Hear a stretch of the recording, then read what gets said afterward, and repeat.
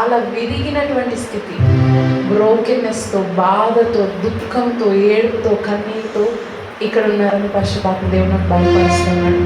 బయటికి అందరి ముందు చాలా స్ట్రాంగ్గా కనిపిస్తున్నారు, కానీ వ్యక్తిగతంగా మీరు ఒంటరిగా ఉన్నప్పుడు చాలా విరిగి నలిగిపోయిన స్థితి.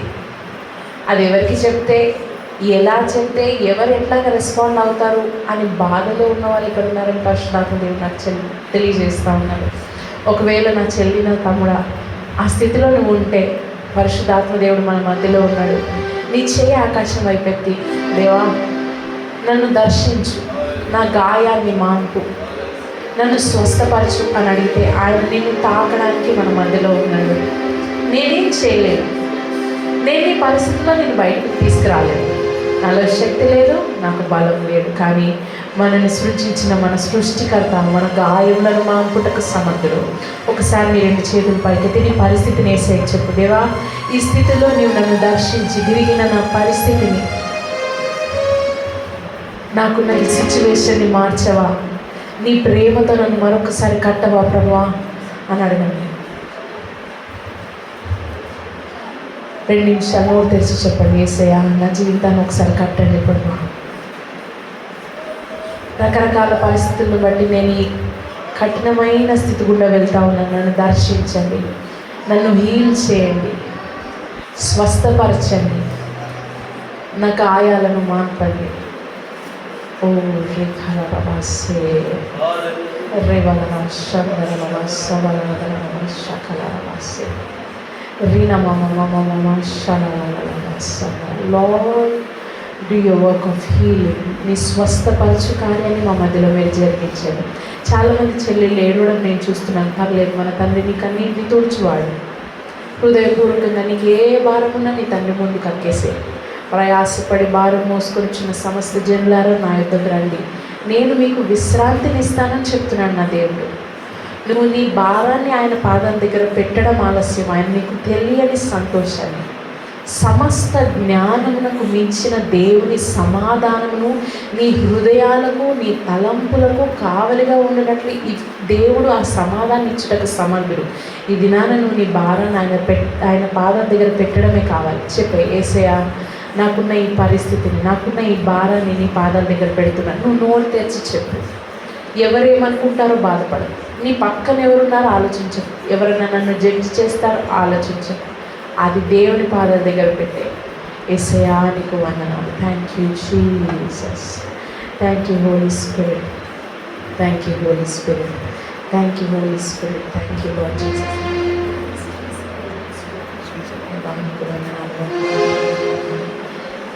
ఏ ప్రేమ నీ ప్రేమకు సాటి రాదయా, ఎన్ని ఉన్నా నీతో సరి ఏది కాదయా. ఏ ప్రేమ నీ ప్రేమకు సాటి రాదయా, ఎన్ని ఉన్నా నీతో సరి ఏది కాదయా. నన్ను మరువని ప్రేమ నీదయ్యా, నన్ను మార్చుకున్న ప్రేమ నీదేసయ్యా. ఆ యేసయ్య ప్రేమ నీకు మర్చిపోలేదు.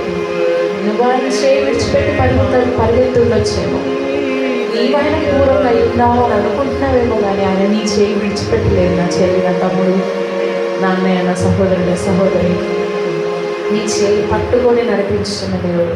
ముదిమి వచ్చే వరకు నేను ఎత్తుకుంటానని వాగ్దానం చేసిన దేవుడు. ఆయన విడిచిపెట్టాడని ఎందుకు అనుకుంటున్నావు? నన్ను వదిలేశాడని ఎందుకు బాధపడుతున్నావు? నీ దేవుడు నేను విడిచిపెట్టలేదు. నన్ను మరువని ప్రేమ నీదయ్యా, నన్ను మార్చుకున్న ప్రేమ నీదేసయ్యా. నన్ను మరువని ప్రేమ నీదయ్యా, నన్ను మార్చుకున్న ప్రేమ నీదేసయ్యా. ఈ లోకమంతా నేను వెదకినా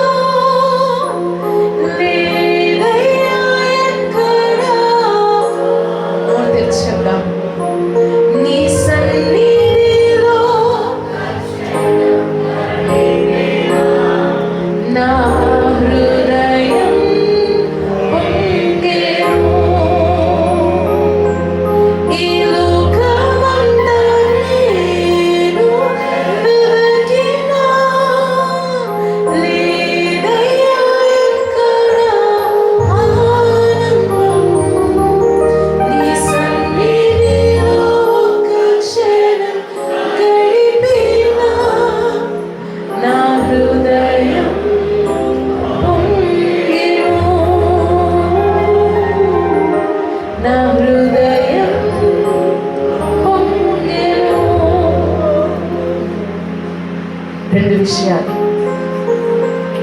దేవునికి నేను అందనంత దూరంగా పారిపోయాను, దేవుడు నన్ను క్షమిస్తాడా? నేను ఇంత లోతైన పాపంలోకి దిగజారిపోయాను, దేవుడు నన్ను బయటికి తీసుకురాగలడా, నన్ను విడిపించగలడా అనేటువంటి ప్రశ్నలో కొద్దిమంది సహోదరులు సహోదరులు మన మధ్యలో అడుగుతున్నారు దేవుని సన్నిధానంలో. రెండో ప్రశ్న, నేను దేనికి పనికిరాను, నేను వేస్ట్, అందరూ నేను పనికిరాననే అనుకుంటున్నారు, నేను బ్రతికి లాభం లేదు, నేను ఉండడమే వేస్ట్ అనుకుంటున్నటువంటి వాళ్ళు మన మధ్యలో ఉన్నారు. ఒకవేళ నువ్వు పాపంలో అపవిత్రతలో కూడుకుపోయి ఉంటే, పరమ తండ్రి తప్పిపోయిన కుమారుడు తిరిగి వస్తే ఎట్లాగా 2 చేతులు చాపి మెడ మీద పడి ముద్దు పెట్టుకొని ఆయనని స్వీకరించి క్రొత్త వస్త్రాలు, క్రొత్త చెప్పులు, క్రొత్త ఆయన స్థితిని మార్చేసినట్లు దేవుడు మార్చడానికి సమర్థుడు. యేసు రక్తము ప్రతి పాపమును కడిగి పరిశుద్ధపరచుటకు సామర్థ్యం కలిగిన రక్తం. ఒకవేళ నీ జీవితం విలువ లేదు, నేను చచ్చిపోవాలనుకుంటున్నాను, ఐఎమ్ యూజ్లెస్, నేను దేనికి పనికిరాను అన్నట్లు నువ్వు అనుకుంటున్నట్లయితే, నిన్ను వెలపెట్టి కొనుక్కున్నాడు నా దేవుడు, నిన్ను ప్రేమిస్తున్నాడు యేసయ్య. నువ్వు ఎంతో విలువ కలిగిన వాడవు, విలువ కలిగిన దానవు, ఆయన సొత్తు. అటువంటి పరిస్థితిలో మీరు ఉన్నట్లయితే మీ చేయి పైకెత్తి చూపించాను, నేను మీ కొరకు ప్రార్థన చేయాలని ఆశపడుతున్నాను.